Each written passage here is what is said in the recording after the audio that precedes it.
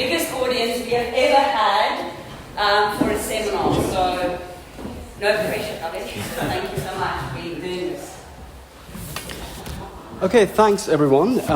My research is into the subject of intellectual decolonization in Africa, and anyone who grapples with intellectual decolonization will have to eventually come to terms with decoloniality, a persistently popular subset and expression of this project. And anyone who engages with it will discover a bewildering profusion of arcane terminology which serves to gatekeep access to who can participate in this discourse. So the first step of my doctoral research is to demystify the neologisms that one finds in this discourse, to construct a genealogy of the theory, to assemble it into a coherent whole, so that we can determine what this theory actually says and whether it can illuminate our understanding of culture and literature. Secondly, I have been canvassing a broad range of critical perspectives with respect to decoloniality. And what I have noticed is that there is a rising tide of discontent emanating from the global south with respect to this theory.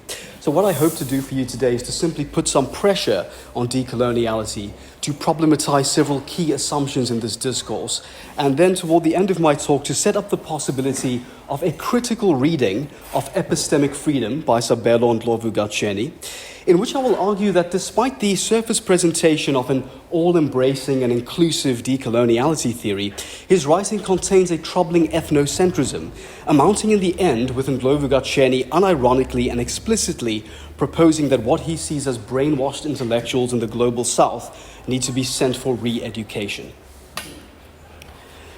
Now, the idea of intellectual decolonization or decolonizing the curriculum have a long history dating back to at least the 1980s.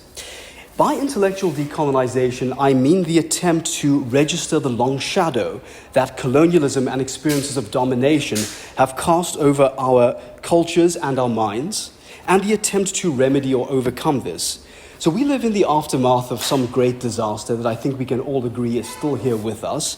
And I fully embrace the project of an intellectual decolonization, whose goal is to respond to this. Some examples include the work of Chinwetu and Ngugi wa Thiong'o. Already in the 1980s, Ngugi wa Thiong'o suggested that our curriculum should accept Africa as its radial point and emanate outwards, and that we should even investigate the very categories by which we test and make sense of reality. So there is a rich, illustrious archive of competing traditions in anti-colonial theory.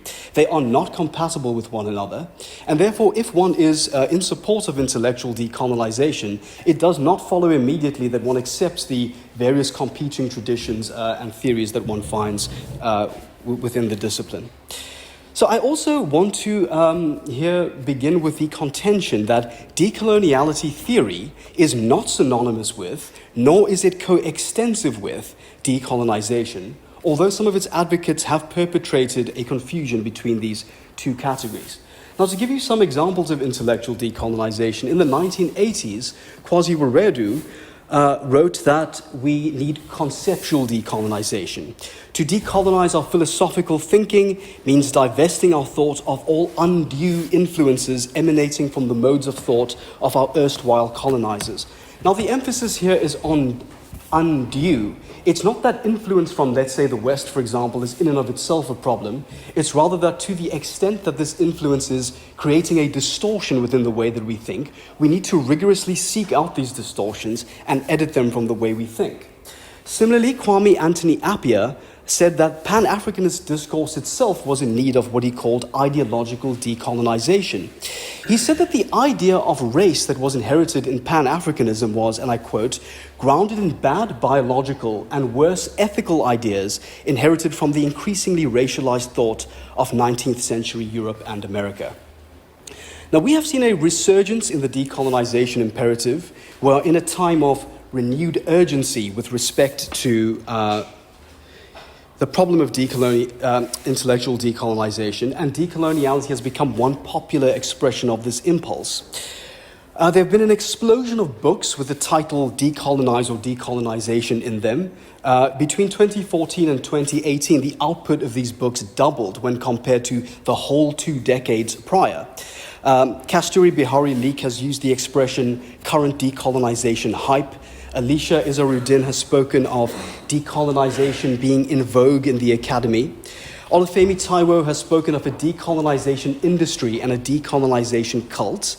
And Leon Musavi has spoken of a decolonial bandwagon and has argued that the field is in need of, and I quote, a theoretical shakedown. So I hope here to make some small contribution toward that project. This expansive understanding of decolonization has become so enormous that one can go to the Oranjezerk City Farm Market on a Saturday morning and eat a decolonized Scotch egg. Now, I obviously had to eat one for my own research purposes, and yes, I do agree, decolonization has never tasted so good. However, in these swollen or expansive usages of the term, decolonization threatens to become an empty universal into which we can project any meaning. It threatens to collapse into a metaphor. And so many of these books are in danger of becoming commodities that are churned out by a decolonization industrial complex. So I think as scholars and students, we should aim to be scrupulous about the genealogy of the theoretical language we deploy. And so here I'm going to aim to mark out what decoloniality theory is. Now, as I've already said, one way of making sense of intellectual decolonization involves an investigation into the distortions in our thinking produced by colonialism or Eurocentrism. And by Eurocentrism, Eurocentrism can assume a spectacular diversity of forms, but at a minimum, it should include generalizations or extrapolations that are made from Europe or which take Europe as the center of the earth. Europe is the laboratory in which the social theories are tested, and they are then applied on a planetary level. And wherever places on the Earth fail to conform to the European theory, then they must be regarded as in some way aberrant. Now, that form of Eurocentrism is one that is in genuine need of intellectual or ideological decolonization. Intellectual decolonization might therefore be thought as a genus. It is a broad category encompassing a diversity of theories and approaches. And decoloniality is simply one possible species. It is a specific approach with its own set of signature concepts and assumptions. Now, proponents of decoloniality want to just call it decoloniality because for them, it's a vibe, it's a mood, it's a way of life. But I'm going to insist that we call it decoloniality theory because it is a particular theory and I think it should be treated as such. Where does decoloniality theory come from? It emerges in South America in the 1990s in the work of the Peruvian sociologist Anabel Quijano, whose own interventions in the field grew out of debates in Marxist dependency theory. It's associated in its Latin American moment with the Renaissance literature scholar Walter Mignolo, the philosopher of liberation theology Enrique Dussel, Nelson Maldonado Torres, Santiago Castro Gomez, Ramon Grosfoguel. But over the next 30 years, decoloniality theory has gone global and has been exported throughout the world. And I just wanted to give some insight into the experience of reading decoloniality. As you can see, there is this kind of array of neologisms that one discovers in the literature. Border thinking, pluriversality, zero-point epistemology, epistemic disobedience, truth in parenthesis. In his recent review of Walter Mignolo's latest book, Neil Larson wrote that with near total uniformity, consistency, and monotony, it reads as a loop of quasi-ritualized, self-repeating, almost incantatory terms and phrases that in their sheer vertiginous range and repetitiveness parody a genuine theoretical system. Now, hypnotic, repetitive, incantatory, these are all terms that make for excellent doom metal, however, not when it comes to, clarity in scholarship. Now, I said that the decolonial scholars have gone global. Mignolo is now a distinguished professor at Duke University. Most of the prominent practitioners of decoloniality occupy prestigious appointments in the global north. And in Africa, the theory is closely associated with the writings of Sabelo Ndlovu-Gatsheni. Ndlovu-Gatsheni was a professor at UNISA. He was elevated to the vice-chancellor's office, where he was the director in the enormously powerful and influential position of being in charge of curriculum change and transformation from 2015 onwards. He subsequently left us in the global south to take up an eminent position at the University of Bayreuth in Germany, where he has now been anointed the chair of the epistemologies of the global south, a position which, as far as I can tell, was invented for him. Furthermore, UCT's curriculum change framework document takes, and I quote, the Latin American decolonial lens as the organizing grid through which it makes sense of curriculum modifications. So this document is the first point of reference for faculty undertaking curriculum review in the university. So by all of this, I mean to mark out that decoloniality is an increasingly influential framework within the social sciences. Now, Quijano inaugurates this discourse in 1992 with his concept of the coloniality of power. So this is a term that you might have heard with respect to decoloniality. This refers to a pair of guiding axioms forged by the European conquerors in the crucible of the Latin American colonial encounter in 1492. It is a twofold system. Firstly, it involves the belief in the biological classification of the races. So the human population can be actually divided into these distinct racial groups. An insight that we know from contemporary science is a complete fiction. And secondly, it involves a global division of labor articulated with respect to these races, thus determining on a planetary level who will become a serf, who will become a slave, and who will become a waged laborer. So this is the beginning of what is now called the decolonial epistemic turn, and it asserts the primacy of the epistemic question in this discourse. Indeed, Ndlovu-Gatsheni opens his book Epistemic Freedom with the line, "Seek ye the epistemic kingdom first," an inversion of Kwame Nkrumah's famous decolonization slogan, "Seek ye the political kingdom first." So what Ndlovu-Gatsheni is suggesting here is that one of the reasons decolonization became arrested over the last half century was because it was driven by a way of thinking that is poisoned by Western epistemology, and that had the decolonizers instead used indigenous epistemologies in order to guide their decolonization practice, the story might have been quite different. Now, the coloniality of power is one compositional element of a larger system called the colonial matrix of power. And this is a term deployed so frequently within this discourse as to become known by the acronym the CMP.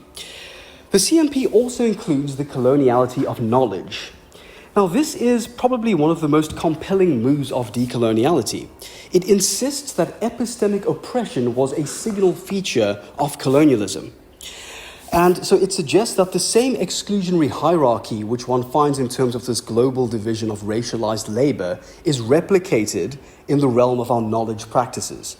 Now, this is a very well-documented phenomenon, the idea that in many colonial engagements, indigenous beliefs and practices were suppressed, were denigrated as superstition, as myth, as irrational, and therefore could not be considered legitimate contributions to global knowledge.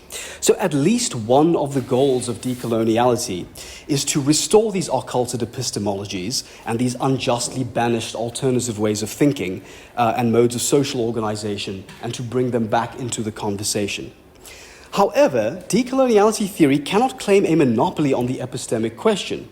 As Mokgobe Ramose has written, even for Nkrumah, the post-colonial world meant also the practical implementation of a program for epistemic liberation. And he adds, it would seem then that the addition of the decolonial to the conceptual history of African political philosophy is somewhat redundant. Another related but separate idea in the conceptual arsenal of decoloniality theory is that, and I quote, coloniality is the darker side of Western modernity. So this is the title of one of Mignolo's most famous books. Now, Mignolo speaks of coloniality / modernity. He has written that they are two sides of the same coin. So I want to explain exactly what is meant by this. If you imagine the hemispheric division of the world into the powerful and the disempowered, or the global north and the global south, or the core and the periphery, as they were called in dependency theory, then if you are standing in the territories of the core, you will see all the luxuries and fruits of modernity. And if you are on the dark side of modernity or in the periphery, you will see the same phenomenon, namely modernity, but it will look to you like coloniality. In other words, you will see slavery, extraction of raw materials, exploitation, and the disposability of human life. Now, this again is not an uncompelling portrayal of neo-colonial global affairs. It marks out the idea that the benefits of some people in this world are inextricably tied up with the deprivations of others. And this was magnificently articulated by Frantz Fanon in the anti-colonial literature when he famously wrote, "Europe is literally the creation of the third world. The wealth which smothers her is that which was stolen from the underdeveloped peoples." However, in decoloniality theory, this is not a contingent matter, but rather necessary, because coloniality as experienced in the periphery is the inexorable outcome of modern Western epistemology, as opposed to, say, unequal social, political, or power arrangements. It's grounded in and facilitated by the Western way of thinking itself. And this kind of thinking is announced in René Descartes' Meditations, according to a tendentious reading by Enrique Dussel. Enrique Dussel is suggesting that Western epistemology is instrumental, it is hierarchizing, it regards only the white able-bodied male as the subject of history and everyone else as their exploitable objects. Now, how Descartes, of all people, became the poster child for Western colonization is itself a fascinating question, and I will here simply say that several critics have disputed this reading of Descartes, and this imputation to him of an ego conquero, the mentality of, I conquer, therefore I am. That term does not actually appear in Descartes. It is a reading that is conducted by Enrique Dussel. And as far as I can tell, this phrase has attained the status of an undefended theological certitude within decoloniality, and is invoked dozens of times over the following 30 years within the discourse, even though, as I'm saying, many critics have said it's not a defended claim. The effect of this is that colonialism is telescoped into modernity, and the two become ultimately inseparable from one another. Now, this concept of a world which is split into two connects to another critical element of decoloniality theory. This is the last one I want to explore, and this is with respect to its radical claims about knowledge. So there are two types of global epistemic division that one finds in decoloniality. In view one, the world is divided into two hemispheres on the basis of a power hierarchy produced by the colonial matrix of knowledge. There is one objective universal reality, but there are two epistemological domains from which one can perceive this reality. So firstly, there's the privileged side, which is the dominant colonizer or core side. And then there is the disadvantaged side, which is the oppressed, colonized, or periphery side, the darker side of modernity. If you are in the oppressed position, this grants you access to special insights, because bearers of the colonial wound are able to see coloniality in all its horrific truth, whereas the dominant in the world, they are epistemologically deluded by modernity. So it's as though if you exist in the darker side of modernity only because you are swamped in this penumbral darkness, can you really see the modern world for what it truly is. In other words, being in the core makes you economically or socially privileged, but epistemically disadvantaged. Now, this division maps onto Mdlalo's use of a binary pair of terms. He speaks of the rhetoric of modernity. So modernity conceals, it is insincere, it is the self-representation of the West. And he speaks of the logic of coloniality. So coloniality is a logic. It is a real set of principles which determines the arrangements of power and disadvantage in the world. However, in decoloniality theory, we frequently switch from this power hierarchy reading to a geographical conception, in which the world is partitioned into several different, as Quijano calls them, ethnies. In other words, different self-enclosed cultural or ethnic units, each of which has their own corresponding knowledge system. So here the world isn't divided into two. There are many different knowledges which correspond to your geosocial location. Now, Mdlalose gives an account of some of these knowledges. He speaks of Andean knowledge, European knowledge, Euro-American knowledge, African, and so one could extrapolate that there must also be Asian knowledge or Indian or Chinese knowledge.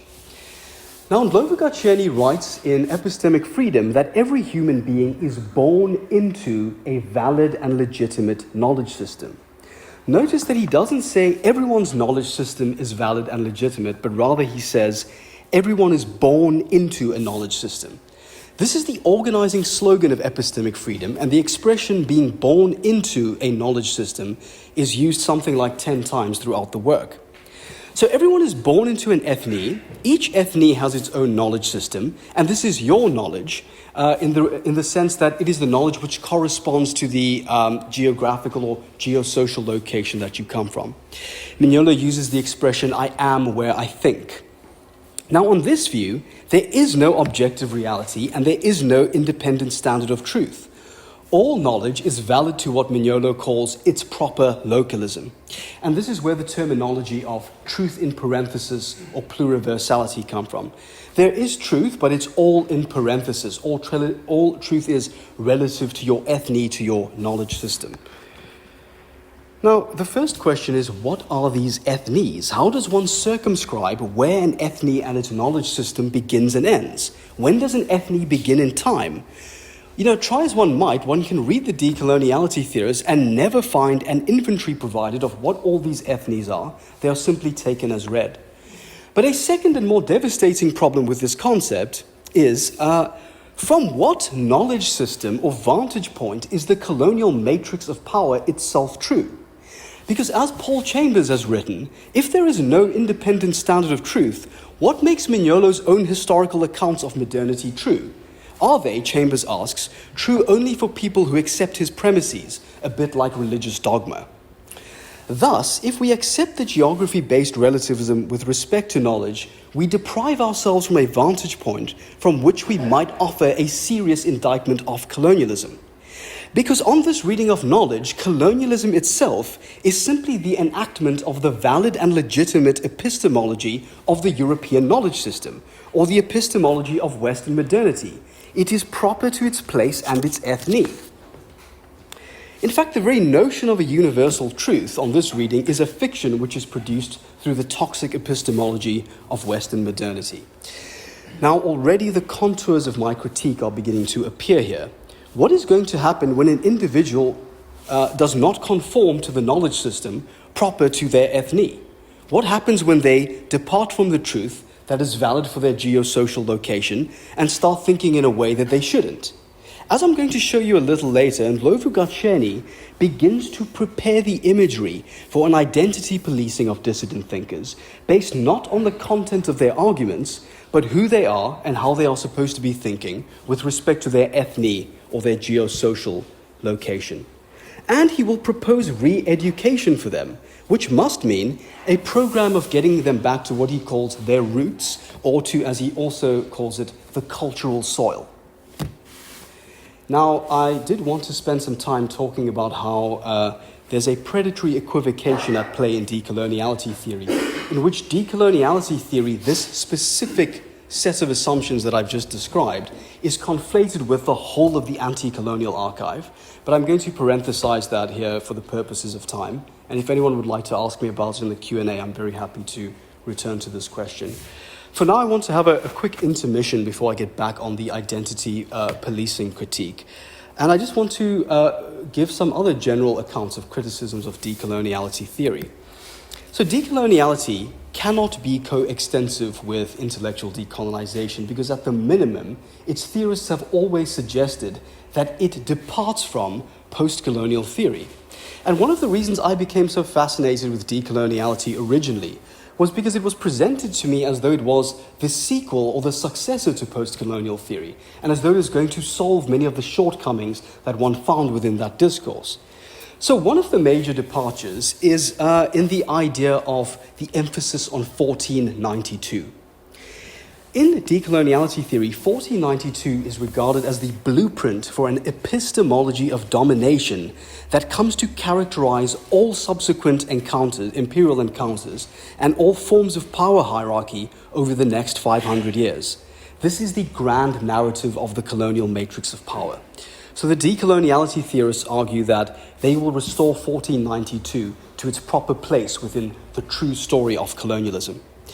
Now, in this narrative, modernity properly begins with the arrival in the New World of Columbus's doom-burdened caravels, to quote from the poetry of Sir John Squire. So here, modernity is not regarded as some kind of internal development within Europe, but rather we widen the portal of observation, which I think is quite correct, to say that modernity is not thinkable without taking these kind of extra-European and planetary level conquests and and imperial misadventures into the frame. Okay, now, there are a number of problems with this grand narrative because, firstly, 1492 quickly opens the door to a prelapsarianism. In other words, a romanticization of the pre-colonial past. Because domination and subjugation are epistemologically invented along with the metaphysics of Western modernity, 1492 can all too easily serve as a dividing line between the colonizer and the colonized.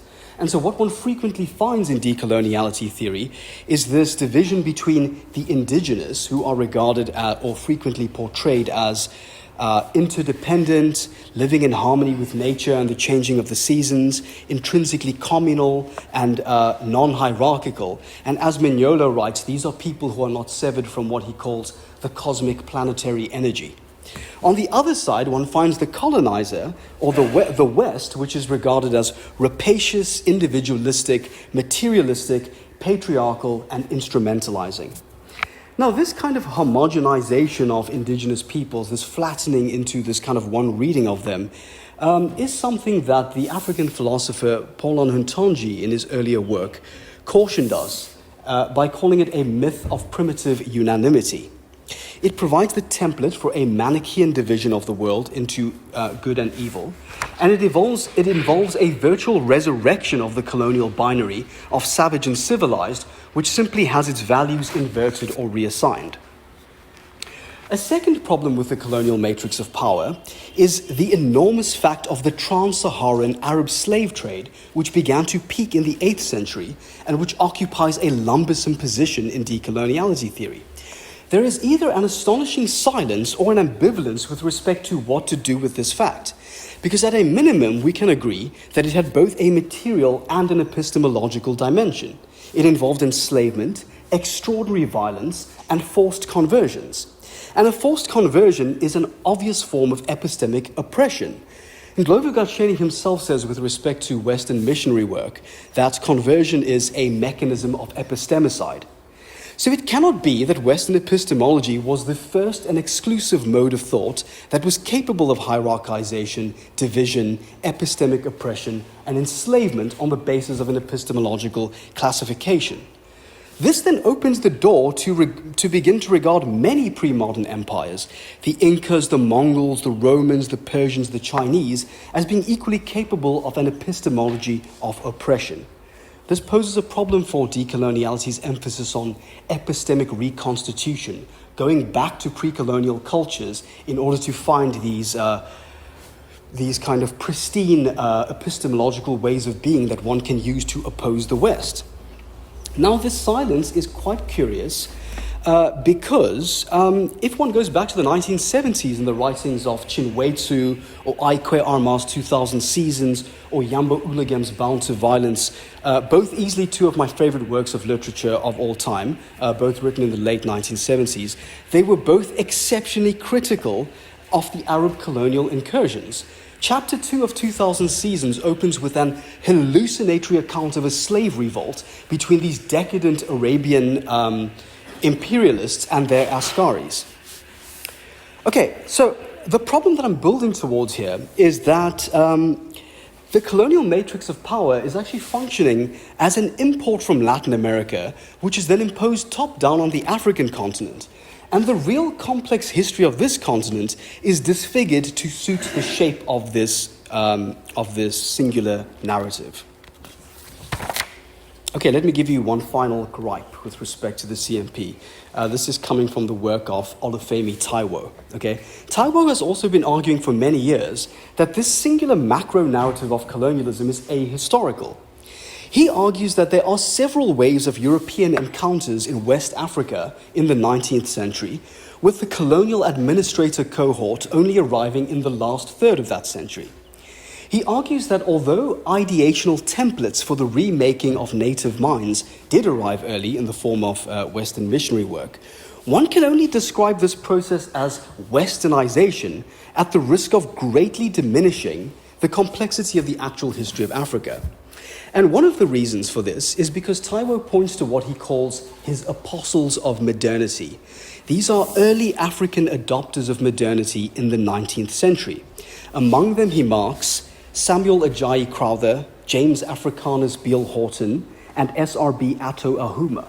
Now, these are highly educated and intelligent Africans who aimed for a creative adaptation between the institutions of European modernity and their own indigenous culture, and some of whom promoted a wholesale adoption of various institutions of Western modernity, such as the rule of law, the liberal democratic idea of governance by consent, social individualism, and the idea that your circumstances of birth should not dictate your future.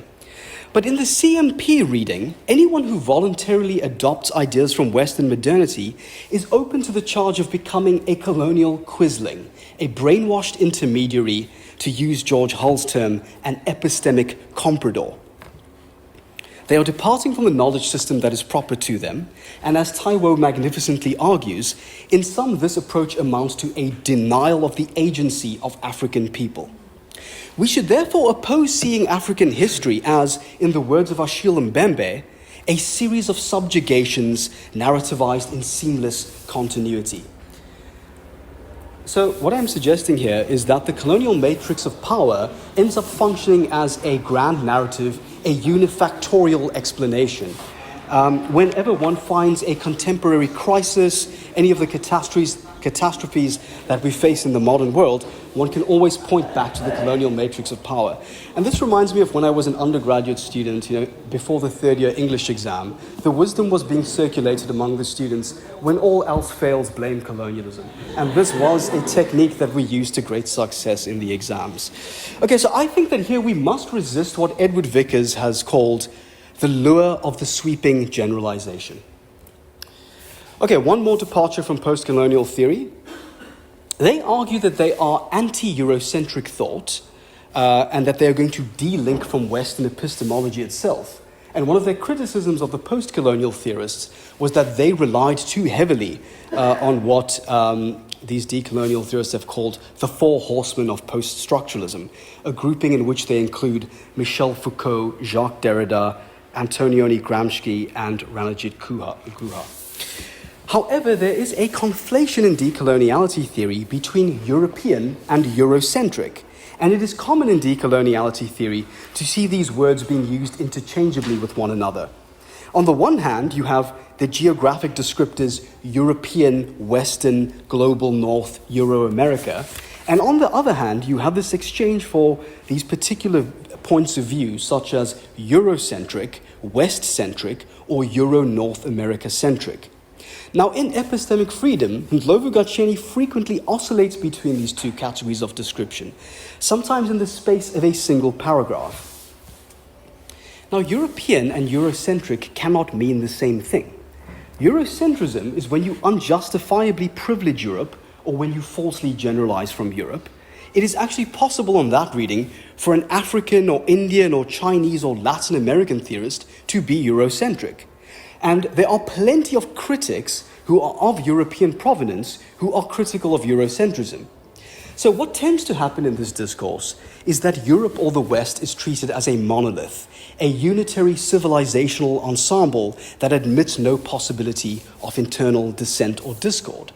And nevertheless, these words, such as on the one hand, let's say Africa and communalism, on the other hand, the West, Europe, or individual, or something like this.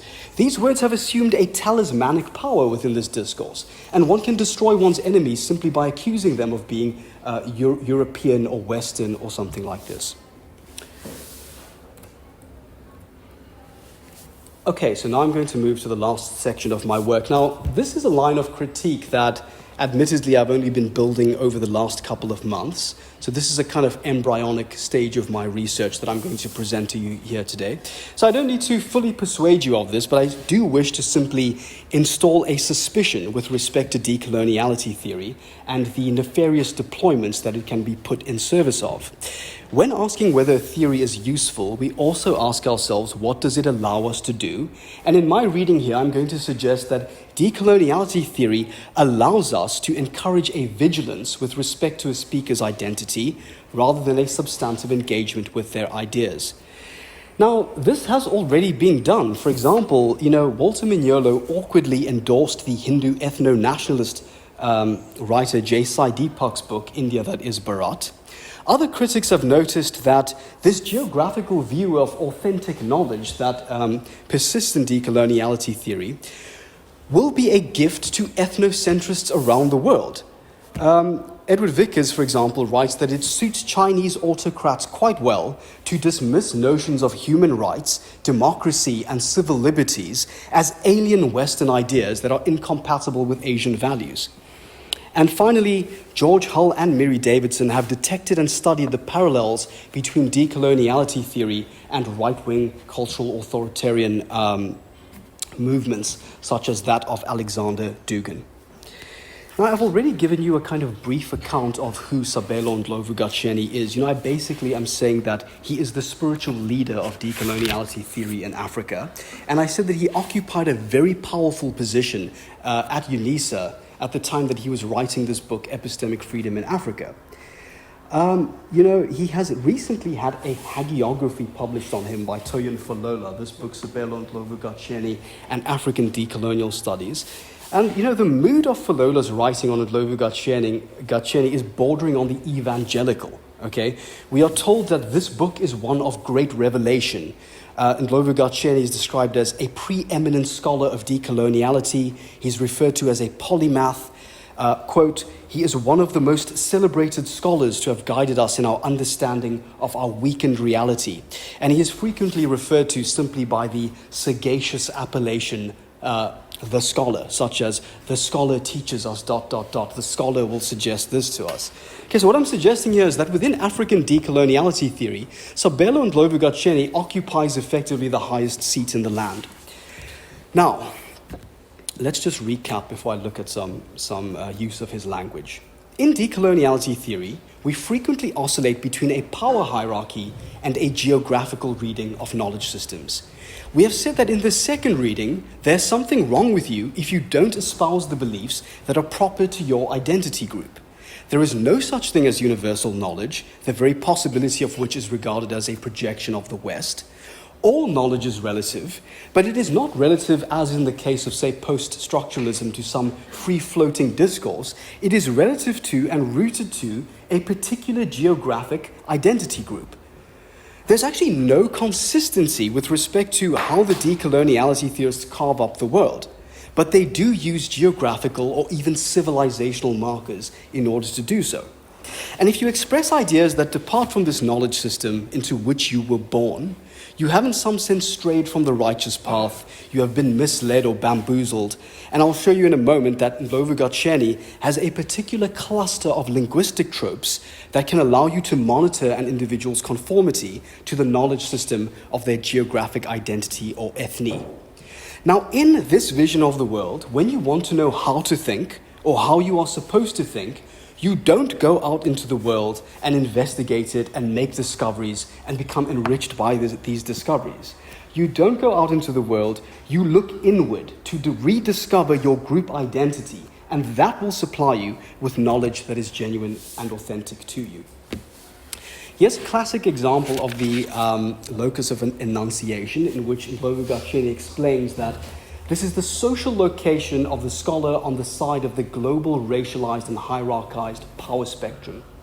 It's important because the biggest success of coloniality lies in how it bewitched and seduced African scholars to such an extent that they ended up thinking, speaking, and writing as though they were located on the privileged side of the global racialized power spectrum. So this is part of that two hemisphere division of the world into the privileged and the oppressed. But notice that already being on the colonial side of this power divide doesn't grant you access into an insight with respect to the real conditions of coloniality. And this is because Ndlovu-Gatsheni will give you the option of being accused of bewitchment or seduction if you are giving an idea that does not correspond with how you should be thinking. So what happens here is you see that outline of the denial of agency. If you find an African scholar who is borrowing from the ideas of modernity too much or has a positive appraisal of them, we have now opened him up to the charge that he is bewitched or seduced by Euro-modernity. I don't need to engage with the actual ideas themselves, but I can say that this person is brainwashed. They are a quisling. They are an epistemic comprador. Their very minds have been invaded by Euro-modernity or coloniality. Okay, this is from his book, The Coloniality of Power in the Post-Colonial World. And here we can see that he's switched to a geographic conception. And I'm not going to read out the whole conception, but you can already notice from the type of language that we have here, that we have geographical or civilizational descriptors. We have the African idea versus the Western idea. We have the African episteme versus the Western episteme. So the threat of cultural essentialism is quite immediate in this type of writing. We can see the importance here of the problem of conflation between European and Eurocentric. Because here these ideas or these epistemes are not false because they are unfairly privileging Europe, such as in a Eurocentric idea.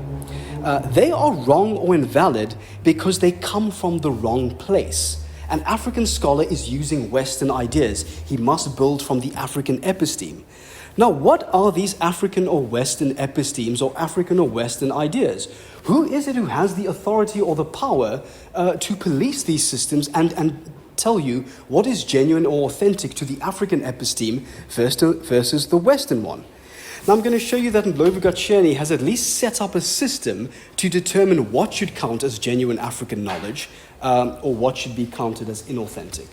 Firstly, I give you this set of metaphors, which I call the metaphors of belonging, the organic and botanical language. Okay, so here, this is with respect to Ndlovu-Gatsheni's writing about universities in Africa and what is a genuine African university. He says these universities in Africa today did not germinate from the African cultural soil and African ideological climate. He says that universities in pre-colonial Africa emerged from the indigenous cultural soil and the socio-political and economic climate. He says the African university should be rooted in African cultural and intellectual soil and climate. And he says that existing universities did not grow from the African seed and are transplants from Europe and North America. So germinate, soil, climate, root, seed, transplants. And Ndlovu-Gatsheni is stopping one step short from suggesting that it is the unique terroir of the African landscape that gives rise to a set of genuine, authentic African ideas. So this is how he determines what ideas can be counted as genuinely African. Then on the other side, we've got an opposing set of linguistic tropes. These I call the metaphors of exclusion, and they are all about sorcery or mental colonization. So here we will, for example, read that coloniality bewitched and seduced African scholars. Euromodernity is seductive. We have African scholars who are deeply alienated from themselves. They have had their mental universe invaded. The core imaginary of the African psyche has been invaded. So here, the language is that of bewitchment, seduction, enchantment, alienation, and invasion. Who is it, once again, who has the power to look at an African scholar and say, your mind has been invaded by Western modernity, and therefore your ideas are not consonant with your geographical, geosocial knowledge system? What are we going to do with these African scholars who are thinking out of their proper knowledge system? Well, Ndlovu-Gatsheni writes the key problem with African academics is that of consciousness caused by miseducation. The focus on changing the very idea of the university as a factory that produced academics and intellectuals should be accompanied by re-education of its products. Okay, so here we so let me just quickly give you this this setup here. We've got the human population divided into ethnies. Each has a distinctive geography-based knowledge system, African, European, Andean. The legitimacy or validity of the knowledge is relative to the system to which the speaker belongs. Genuine knowledge comes from the soil, the climate, the seed. Speakers who depart from this knowledge system are bewitched, enchanted, seduced, alienated, or invaded, and they must be re-educated to be brought back to their true selves and break the spell of coloniality. Now, here are some examples of writers who have already been subject to this. I've said to you that Kwame Anthony Appiah and Kwasi Wiredu, because they are not relativists with respect to knowledge, can't be considered authentic decolonial thinkers. Samir Amin, who invented the idea of Eurocentrism, is dismissed by Ndlovu-Gatsheni as interpolated by Western epistemologies because of his emphasis on rationality. Olufemi Taiwo is dismissed with a one-liner saying that he is suffering from enchantment with Euro-modernity. Jonathan Jansen, we are told, has a disturbing intellectual arrogance and a hostile neoliberal interpretation. Okay, so what I'm suggesting here is that, like I'm saying, although this is my kind of path, which is to investigate this further, I've at least begun to show that there is at base an apparatus here for identity policing or vigilance around scholars from the global south and asking whether or not their knowledge is genuine and authentic on the basis of whether it corresponds to some ethno-essentialist idea of what an African episteme or a Western episteme is. Finally, I want to conclude by reasserting the value of intellectual decolonization. We must carefully, scrupulously detect distortions in our thought produced by colonialism and Eurocentrism. It is one of the most urgent tasks of the 21st century.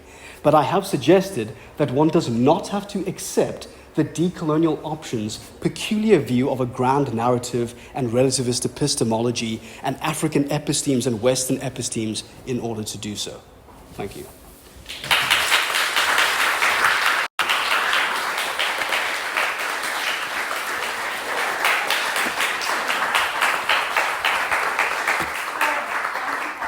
That was incredible.